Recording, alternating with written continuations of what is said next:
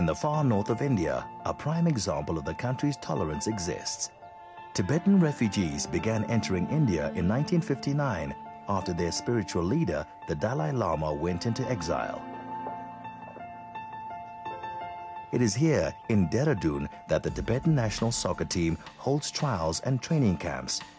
Here, the players practice not only their skills on the field, but the teachings of the Buddha and patiently await the day that they will be recognized on the world football stage.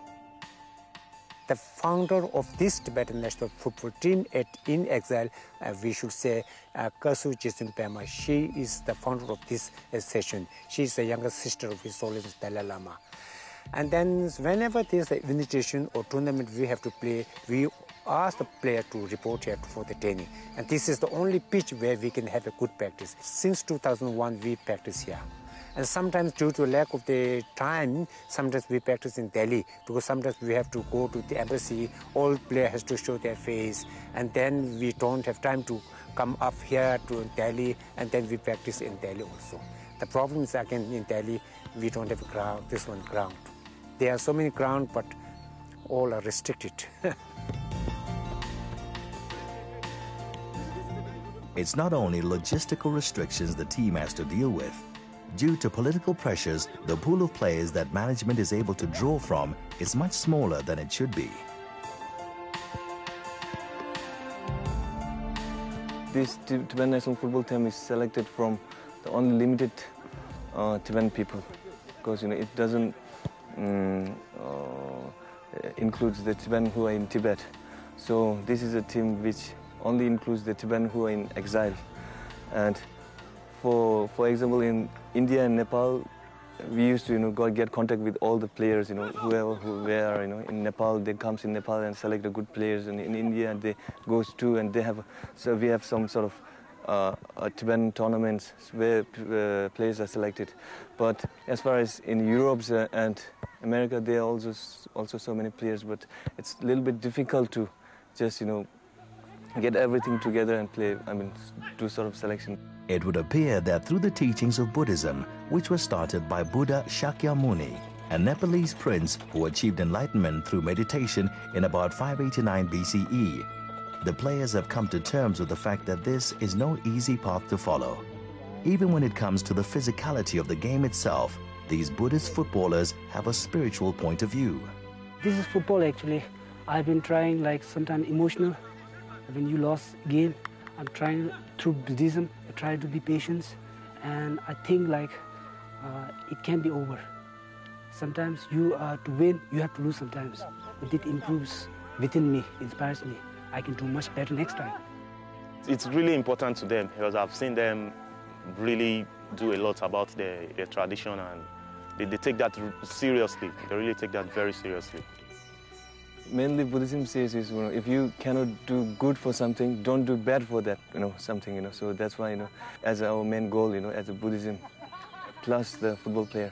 So usually when we play a fair game, there is a referee in a game, so he's the sort of God who looks after who is fair and not, he will just look after it. So we play by our heart. The main thing is, normally what we do, it depends upon and what the Buddhism and the football relates. So it's not a sort of big problem for us, That's far, we haven't got such a big problems. As we play a peace game or sort of like fair game, so the another team also, don't get angry at us, and they never play a full game on us too. This is the basic teaching of the Buddhism. It's two things. One, you have attachment with your family, and that is not actual real love. The love must be those to all. All the human beings are equal. You must have the love. And you have more love to your enemy. You feel pity to them. You're harming them. They are making some mistake. You have a feel that you have a love to them also. The love is to all, compassion to all, not for some particular people.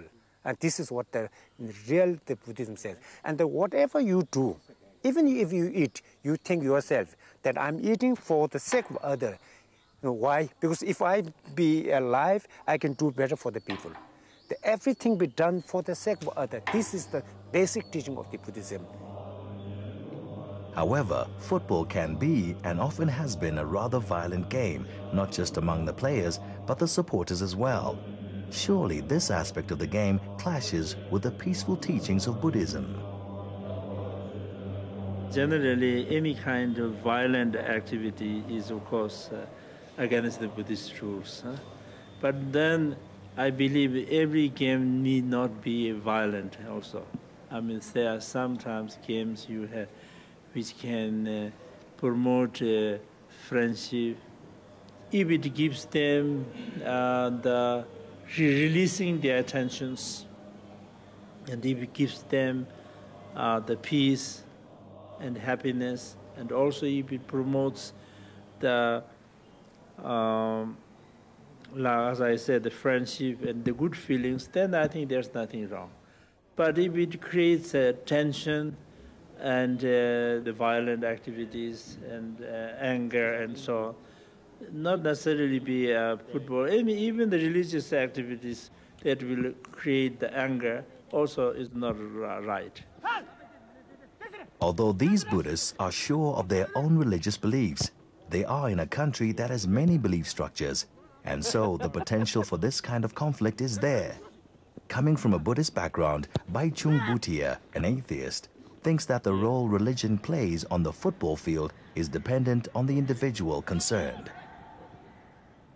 I think in India, religion plays a big role, very important role. But I think in sports, we don't let it affect. We've got players from different religion, different backgrounds, different community. And I think football is one language and one religion. And I think we get together when we play as a team. Obviously, on the personal side of it, every player has their own way of, praying and celebrating their own festivals. But being a country, I think religion is very sensitive. And I think that's in football we don't discuss much on religion because it's very sensitive issue in India, and I think for a lot of 90% of players I feel are very sensitive.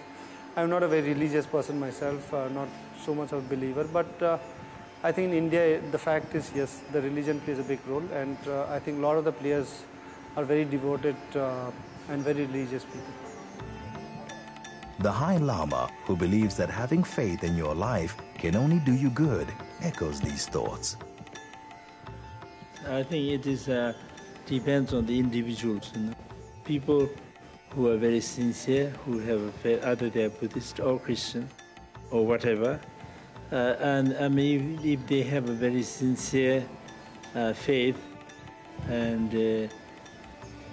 belief, then I'm sure it will give them strength to face any kind of challenges. The Tibetan national football team in exile uses the teachings of Buddhism to strive to reach the world stage and bring the joy they feel in playing the game and representing their troubled country to the globe. A task they have set for themselves and which began in 2001 when the first national team played a friendly match against Greenland in Denmark. And that was the one of the, what I should say is a historic occasion, because the Tibetan team have played with Greenland, and that was the first national playing with another national team. The one thing we learned from there is that we won the heart of people. We lost 4-1, but we win the heart of people. And we knew that people love Tibetans, because this is one of the aim of the Tibetan football team going abroad, saying that we have a different culture, different unique culture, just because of the Buddhism, just because of His Holiness, this one teaching. And this is what the European people want to see. And this is our task to show them we have a unique culture. We accomplished that task there. A few hundred kilometers away from the Tibetan team's training facilities in the north of India is another team that has a unique culture. JCT in Jalandhar is situated in the Punjab region of the country and is made up mostly of Sikhs. This offshoot of Hinduism has a strong background in sports. Our second Guru, Guru Angad Dev Ji, he played a big role. While he was preaching Sikhism, he asked people to be a wrestler.